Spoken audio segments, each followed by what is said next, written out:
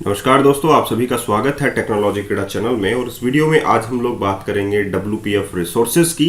और मैं एक बात बता देता हूं आप लोगों को, जब हम लोग डाटा को स्टोर कर सकते हैं तो हम लोग SQL सर्वर का भी यूज़ करते हैं। लोकली और ग्लोबली हम लोग डाटा को स्टोर एज ए वेरिएबल में कर सकते हैं। तो हम लोग डाटा को जब स्टोर करेंगे एज ए रिसोर्स करेंगे अब, ठीक है। वो चाहे हम लोग लोकली करें, विंडो के रूप में करें, या हम लोग किसी कंट्रोल पर करें, या हम लोग पूरे विंडो में करें, या इंटायर एप्लीकेशन में करें, ठीक है। तो ये सारा का सारा हम लोग ग्लोबली भी स्टोर कर सकते हैं। स्टैटिक रिसोर्स भी होते हैं और डायनेमिक रिसोर्स भी होते हैं। स्टैटिक रिसोर्स का मतलब होता है कि अगर हमारा कोई रिसोर्स चेंज हो जाता है तो हम लोगों को वो आउटपुट नहीं मिलेगा। रन टाइम के ऊपर अगर हम लोग कोई वैल्यू चेंज कर देते हैं तो हमारा स्टैटिक रिसोर्स कभी भी चेंज नहीं होगा, लेकिन डायनेमिक रिसोर्स जो है वो वहां पर चेंज हो जाता है। तो इस वीडियो में हम लोग बताने की कोशिश करेंगे कि आप लोग कैसे रिसोर्स को इस्तेमाल में लें, ठीक है। स्टैटिक रिसोर्स को इवन कैसे इस्तेमाल में लें, और सोर्स फाइल पर इवन आप लोग कोड बिहाइंड फाइल पर भी स्टोर उसको कैसे काम में लें।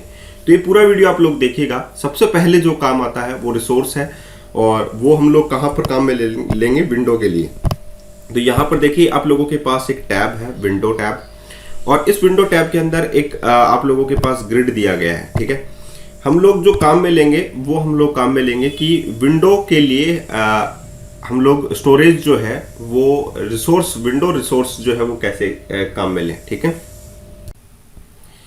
अब हम लोग जो विंडो रिसोर्सेज है, ये हमारे पास देखिए resource sample dot XML file है, और उसमें हम लोग ये कोड जो है मैं पेस्ट कर देता हूँ विंडो डॉट रिसोर्सेज। और इसमें मैंने की वैल्यू पेयर की एक रिसोर्स फाइल बना ली है जो कि स्ट्रिंग टाइप है, सिस। अब बात आती है कि ये सिस कहाँ से आ गया। तो हमारे पास जो है ऊपर नेम स्पेसेस होते हैं, आप लोगों को देखिए डिफरेंट टाइप के नेम स्पेसेस हमारे पास हैं विंडो से रिलेटेड, जो बाय डिफॉल्ट हमारे पास आते हैं।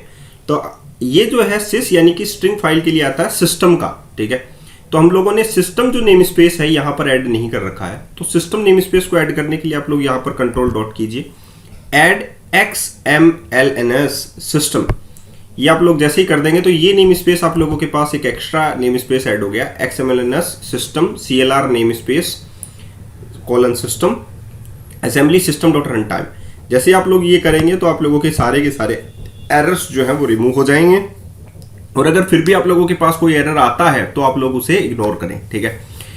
अब आप लोगों के पास देखिए ये एक विंडो डॉट रिसोर्स है, विंडो का रिसोर्स है जो सिर्फ और सिर्फ विंडोज के लिए काम करेगा, इस विंडो के लिए काम करेगा। तो विंडो की जो स्कोप है वो यहां तक है। तो ये रिसोर्स जो है system as a string array भी बना सकते हैं, x:@array यहां पर लिख देंगे तो की वैल्यू पेयर के रूप में हम लोग वैल्यूज जो है वो स्टोर करा सकते हैं। वो नेक्स्ट में अभी मैं आप लोगों को बताऊंगा। तो x.key टेक्नोलॉजी कीड़ा TK, यहाँ पर एक स्टैक पैनल है, मार्जिन 10 है, 2 टेक्स्ट ब्लॉक इसमें है आप लोगों के पास, जिसमें टेक्स्ट जो है टेक्स्ट ब्लॉक का, उसमें स्टैटिक रिसोर्स, यहाँ पर जो कोई भी बाइंडिंग आप लोग करें तो यहाँ पर करली ब्रैकेट्स के अंदर करें। स्टैटिक रिसोर्स है ये आप लोगों का कौन सा रिसोर्स है, स्टैटिक रिसोर्स है। और उसमें आप लोगों ने कौन सा रिसोर्स काम में लिया है, TK, जो कि की का नेम होता है, ठीक है। तो ये आप लोगों का रिसोर्स हो गया। सिमिलरली आप लोग इसका आउटपुट यहाँ पर भी देख सकते हैं। देखिए टेक्नोलॉजी कीड़ा आप लोगों का है लार्ज फॉन्ट के अंदर, ठीक है, और यहाँ पर आ रहा है। तो मैंने यहाँ पर टेक्नोलॉजी कीड़ा इसमें नहीं लिखा है, ये देखिए यहाँ पर टेक्नोलॉजी कीड़ा नहीं लिखा है, लेकिन ये स्टैटिक रिसोर्स में आप लोगों का वैल्यू उठा रहा है। यहाँ पर देखिए जस्ट अनदर, और यहाँ पर आप लोगों का टेक्स्ट जो है दूसरे टेक्स्ट ब्लॉक का, जस्ट अनदर दूसरा टेक्स्ट ब्लॉक है ये, और यहाँ पर भी टेक्नोलॉजी कीड़ा लिखा हुआ है, ठीक है। तो ये आप लोगों को समझ में आ गया कि स्टैटिक रिसोर्स हम लोग विंडो के लिए काम में ले सकते हैं, और अब हम लोग यही रिसोर्स जो है कंट्रोल के लिए भी बना सकते हैं और पूरी एप्लीकेशन के लिए भी बना सकते हैं। अगर हम लोग पूरी एप्लीकेशन के लिए बनाते हैं तो आप लोगों को app.xml फाइल के अंदर वो चीज बनानी होगी, ठीक है।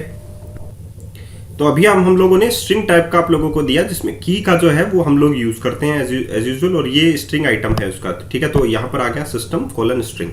अब हम लोग अगर आप लोगों को एक एरे बनाना हो तो हम लोग ऐसे बना सकते हैं, जैसे कि x:array मैंने बनाया, ठीक है। और यहाँ पर की जो है वो combi1 दे दिया है, combo1, और टाइप जो है वो एरे का क्या है, sys::string, ठीक है। सिस भी हम लोगों ने डिफाइन कर रखा है, x::string, और sys.string में तीनों जो चीजें हैं वो मैंने यहाँ पर इस्तेमाल में ली है। स्ट्रिंग स्ट्रिंग स्ट्रिंग जो कि स्ट्रिंग टाइप का आप लोगों के पास है, आप लोग ऐसे ही डिफाइन करें, ठीक है। और यहाँ पर जो एज ए जो टैग होगा वो सिस के नाम से ही बन जाएगा, यहाँ पर सिस स्ट्रिंग एज इट इज, ठीक है। अब हम लोगों को अगर कॉम्बो बॉक्स काम में लेना है यहाँ पर, तो मैं किससे बाइंड करूंगा उसको, इस कॉम्बो 1 से। तो मैं यहाँ पर एक और अनदर जो है कॉम्बो बॉक्स यहाँ पर ले लेता हूं। यह हमारे पास आ गया कॉम्बो, और जिसका जो आइटम सोर्स है जिससे हम लोग कॉम्बो बॉक्स को बाइंड करते हैं उसे हम लोग बोलते हैं आइटम सोर्स प्रॉपर्टी, और स्टैटिक रिसोर्स जो है वो उसका क्या हो जाएगा, कॉम्बो 1। ठीक है, तो कर्ली ब्रैकेट्स में मैंने इसमें बाइंड कर दिया, और ये जो हमारा आइटम है कॉम्बो 1, ये इसका आइटम हो जाएगा। अब हम लोग इसको रन करके देख लेते हैं ताकि आप लोगों के पास ये जो चीज़ है वो एग्जिटीज जो है वो नज़र आए, और आप लोगों का आउटपुट भी सही तरीके का नज़र आए। तो ये है आप लोगों के पास कि हम लोग स्टैटिक रिसोर्सेज कैसे काम में लेते हैं। डिफरेंट टाइप के स्टैटिक रिसोर्सेज होते हैं, एक्स-कोलन एरे भी होता है और वगैरह वगैरह वो भी होता है। तो ये देखिए आपने first item, second item, third item इसमें बाइंड कर रखा हम लोगों ने रिसोर्सेज को। ठीक है, इतनी बात आप लोग समझ में आ गई होगी आप लोगों को। तो अभी आप लोगों ने देखा कि हम लोगों ने लोकल पर भी रिसोर्स काम में लिया है, एज ए लोकल काम में लिया है स्टैक पैनल डॉट रिसोर्सेज, और हम लोगों ने विंडो रिसोर्स भी काम में ले लिया है। नेक्स्ट में हम लोग एप्लीकेशन रिसोर्सेज काम में लेंगे जो एंटायर एप्लीकेशन पर काम करेगा, यानी कि app.xaml जो फाइल है उस पर काम करेगा। तो उसके लिए आप लोग एप्लीकेशन डॉट रिसोर्सेज में app.xaml फाइल में जाकर यहाँ पर आप लोग एज ए रिसोर्स ऐड कर सकते हैं। जैसे सिस्टम डॉट स्ट्रिंग, इसको आप लोग नेम स्पेस रिजॉल्व कर लीजिए, कंट्रोल डॉट की से ही आप लोग जो है ये जो नेम स्पेस है वो रिजॉल्व कर सकते हैं। तो यहाँ पर स्ट्रिंग जो है की जो है str ऐप हो गया। अब इस चीज़ को आप लोग जो है यहाँ पर भी काम में ले सकते हैं जहाँ पर आप लोग काम में लेना चाहें। तो यहाँ पर हम लोगों को एंटायर एप्लीकेशन में हम लोग कहीं पर भी काम में ले सकते हैं, तो यहाँ पर हम लोग काम में लेते हैं उसको। तो यहाँ पर देखिए यहाँ पर आ गया है स्ट्रिंग हेलो टेक्नोलॉजी कीड़ा।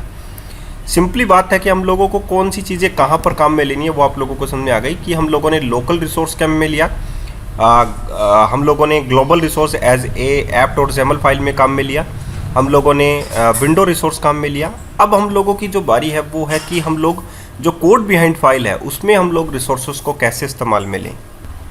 तो यहाँ पर हो गया आप लोगों के पास label content static resource equals to combo 2। तो डेफिनेटली आप लोग क्या चाहेंगे कि मैं यहाँ पर आप लोगों को जो कोड बिहाइंड फाइल है उसमें कुछ चेंजेस करके दिखाऊं। जैसे कि यहाँ पर मैं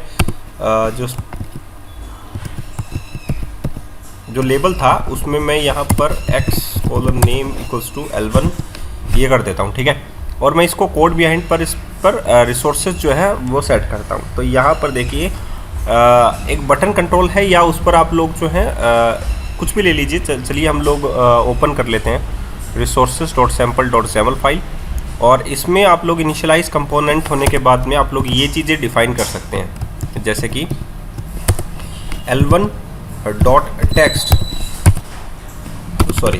L1.content okay, L1.content equals to आप लोगों को सेट करना है एप्लीकेशन रिसोर्सेज। सो एप्लीकेशन